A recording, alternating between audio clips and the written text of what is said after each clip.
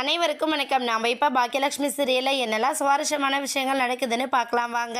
பாக்கியாவுக்கு உண்மை தெரிஞ்சிருச்சு அப்படிங்கிற விஷயம் நம்ம கோபிக்கு தெரிஞ்சதுமே படபடன்னு ஆயிடுறாரு. ஏன்னா ஐயோ இவளுக்கு தெரிஞ்சிருச்சு, இந்த விஷயத்தை நம்ம எப்படி அம்மா கிட்ட சொல்கிறது அப்படின்னு சொல்லிட்டு ரொம்ப கன்ஃபியூஸாக இருக்கிற அந்த சமயத்தில் நம்ம ராதிகா வந்து சொல்கிறாங்க, எங்க பாக்கியாவுக்கு தெரிஞ்சிருச்சு, இதுக்கப்புறம் நம்ம டிலே பண்ண வேணாம், அவங்க சொல்லி மற்றவங்களுக்கு தெரியறதுக்கு முன்னாடி நீங்களாக சொல்லிட்டீங்க அப்படின்னா நமக்கு எந்த பிரச்சனையும் இல்லை, ஏன்னா எப்படி ப்ராப்ளத்தை நம்ம ஃபேஸ் பண்ணி தான் ஆகணும், அது இப்போவே பண்ணிக்கலாம் சொல்லிடுங்க அப்படின்னு சொல்கிறாங்க. நம்ம கோபியும் சரி நம்ம இந்த விஷயத்தை அம்மா கிட்ட இமிடியேட்டாக சொல்லி ஆகணும் அப்படின்னு சொல்லிட்டு நம்ம ஈஸ்வரியை வாக்கிங் போகிறதுக்காக கூப்பிட்றாங்க. அம்மா வாங்க, நான் உங்ககிட்ட ஒரு முக்கியமான விஷயம் பேசணும் வாங்க அப்படின்னு சொல்லி கூப்பிட்றாங்க.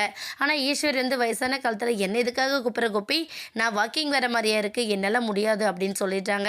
உடனே கோபி வந்துச்சா, என்னடா இது, நம்ம நேரமே சரியில்லை போல இருக்குது, நம்ம கூப்பிட்டா அம்மா வரமாட்டேங்கிறாங்க, என்ன பண்ணுறது ஏது பண்ணுறது அப்படிங்கிற மாதிரி ரொம்ப யோசனையாக இருக்கார்.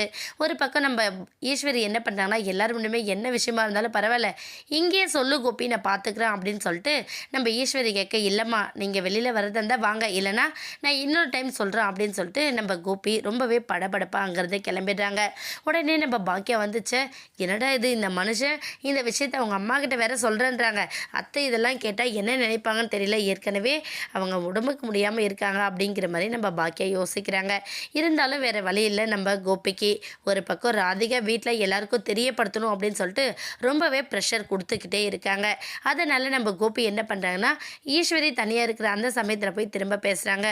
அம்மா நான் ஒரு முக்கியமான விஷயம் உங்ககிட்ட சொல்லணும், அதை நீங்கள் என்னை எப்படி எடுத்துக்க போகிறீங்கன்னு தெரியல, ஒரு பக்கம் தப்பாக எடுத்துப்பீங்களான்னு தெரியல, இன்னொரு பக்கம் சொல்லாமல் இருக்க முடியலமா அப்படின்னு சொல்லிட்டு சொல்கிறாங்க.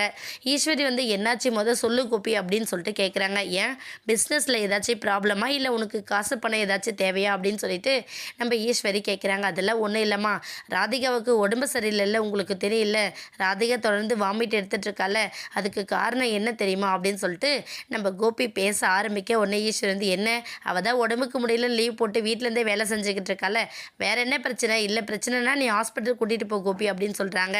உடனே நம்ம கோபி என்ன பண்ணாரு, இல்லைம்மா நீங்கள் மறுபடியும் பாட்டியாக போகிறீங்க, நான் அப்பாக போகிறேன் அப்படிங்கிற விஷயத்த நம்ம கோபி சொல்கிறாங்க. இதை கேட்டதுமே ஈஸ்வரி ரொம்ப கோவப்பட்டு கோபி கிட்டே கத்துறாங்க, என்ன கோபி நினச்சிக்கிட்டு இருக்க, நீ எழிலையும் அமிர்தாவையும் குழந்தை பெற்றுக்க சொல்லி நான் சண்டை போட்டுட்ருக்கேன், ஆனால் நீ என்னடன்னா நான் அப்பாக போகிறேன் அப்படின்னு சொல்லிட்டு சந்தோஷத்தோடு வந்து சொல்கிறேன் அப்படின்னு சொல்லிட்டு ரொம்ப கோவத்தோடு கத்திக்கிட்டு இருக்காங்க. என்னாக போதுன்னு வெயிட் பண்ணி பார்க்கலாம். இந்த வீடியோ உங்களுக்கு பிடிச்சிருந்தா மறக்காமல் நம்ம சேனலை சப்ஸ்கிரைப் பண்ணுங்கள். தேங்க்யூ.